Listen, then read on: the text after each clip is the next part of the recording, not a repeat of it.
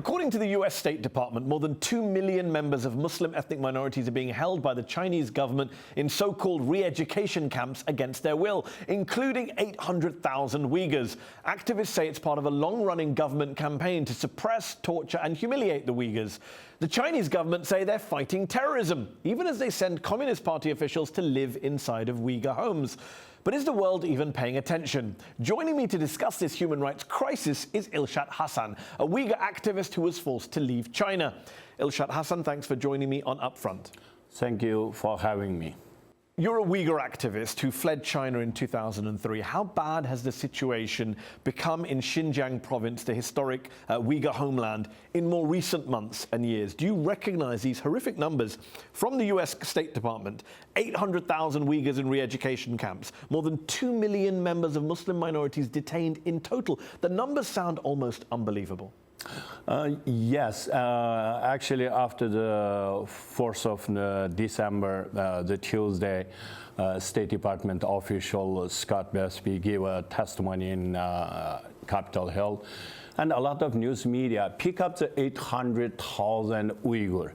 Actually, it's more than 2 million, because Uyghur is a major population over there. In Xinjiang, they're the biggest yes. group. What are you hearing from your friends and family back home in Xinjiang about what's going on inside those camps? Because the Chinese government say there have been violent attacks by Uyghur separatists, so they're just de-radicalizing the terrorists there, they say. The Chinese Foreign Ministry says these policies are about improving livelihoods and preserving stability. What do you say in response to that?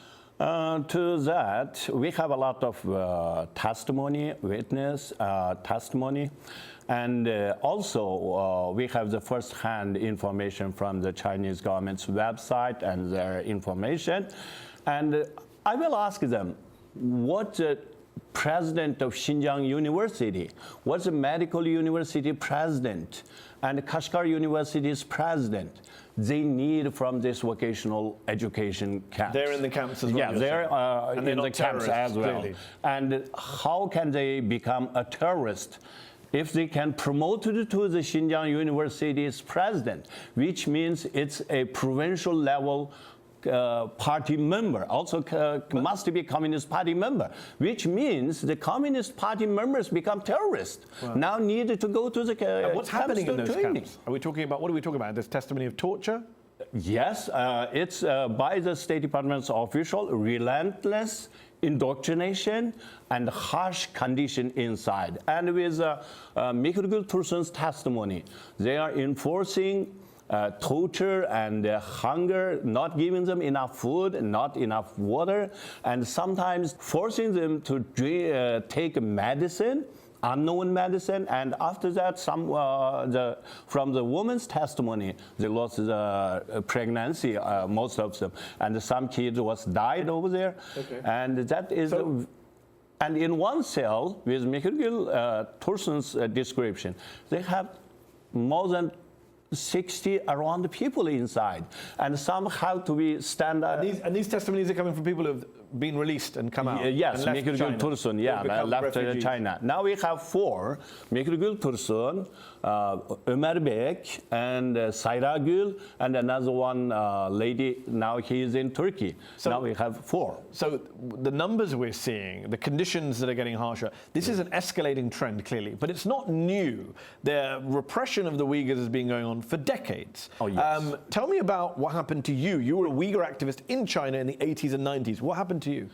Yeah, starting very early in 2000, they started to abolish the Uyghur language teaching in the college, university, and they always have the very strong discrimination. For example, I was teacher in a college, a vocational training college. That's the real vocational.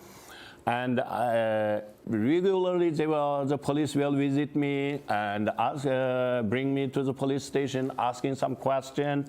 And when I give a class to the students, they will put some students to monitor me.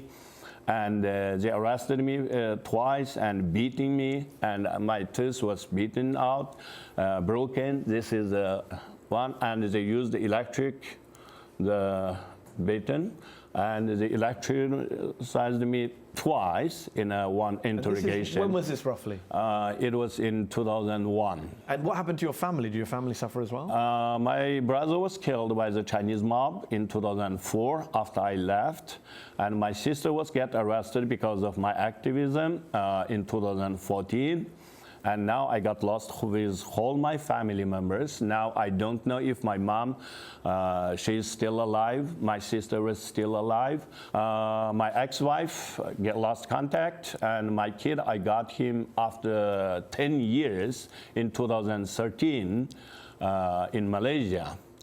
And my uncle, because I sent him some money and some some clothes, and his two sons in 2009, two sons was get arrested, and they were beaten, tortured, and detained for without any charge, just because I sent money and sent some parcel to them. If I talk to other Uyghurs living in exile, this is a common experience? Everyone has stories. That is a common like this. Experience. What seems to be going on in Xinjiang in recent weeks, if some of the media reports from the Associated Press and others are to be believed, is that this is going beyond discrimination into something we've not seen pretty much anywhere else in the world. There are reports that the Chinese Communist Party has sent more than 1 million local government workers to literally live inside of Uyghur homes, to watch them eat, pray, raise their kids, to monitor them 24/7, even in private. It sounds not just crazy, it sounds Orwellian. Yes.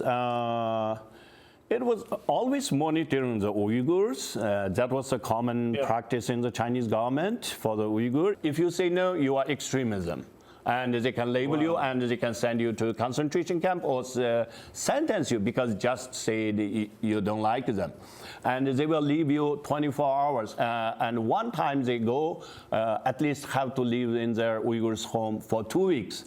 And a lot of the family, the husband, the son, the man was always into the concentration camp. Only left the woman and the daughters and the young small kids. And they are taking this advantage. I heard some of them raping the woman. But is it, from what you're hearing, and obviously these are second-hand reports from things you're hearing from other activists, other exiles, is this increasing in number? Are there more people going to more homes now? Yes. When it started 2 years ago, it was just some family, they think it's targeted and they needed to monitor more closely. Now, it was all Uyghur family. And 3 years ago, first time what I heard is, before they send the cadres to Uyghur's house, in the Kashgar and Khotan, they request Uyghur, all villagers, you cannot lock your door inside when you are asleep at night. Wow. You have to open it.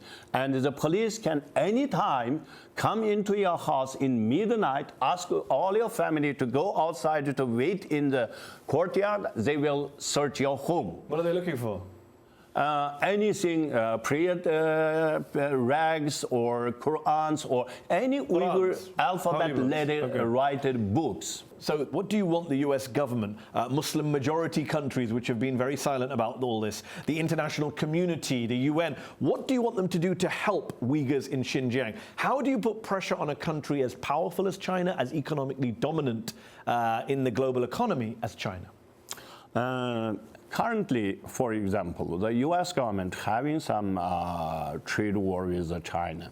And if it's combined with the human rights, include Uyghur, Tibet issue, I am pretty sure that the US government will stand on the high ground of the morality and can mobilize all the Western countries, give some sanction to the Chinese government who is responsible for this atrocity. You say that, but couldn't it go the other way? Couldn't it be that Donald Trump and President Xi do a deal on trade, which involves the Americans looking the other way on what's going on in Xinjiang? Yes, I'm saying that. That trend, I'm not very optimistic. And Chinese is calculating what the U.S. action. And we already talked about the sanctions 3 months early. And until now, we didn't say any action. And I know if U.S. can sanction some few officials, the rest of the world will follow, and the UN can stand firm in their commitment to the human rights. Ilshat Hassan, we'll have to leave it there. Thank you so much for joining me on UpFront. Thank you so much. Thanks for having me.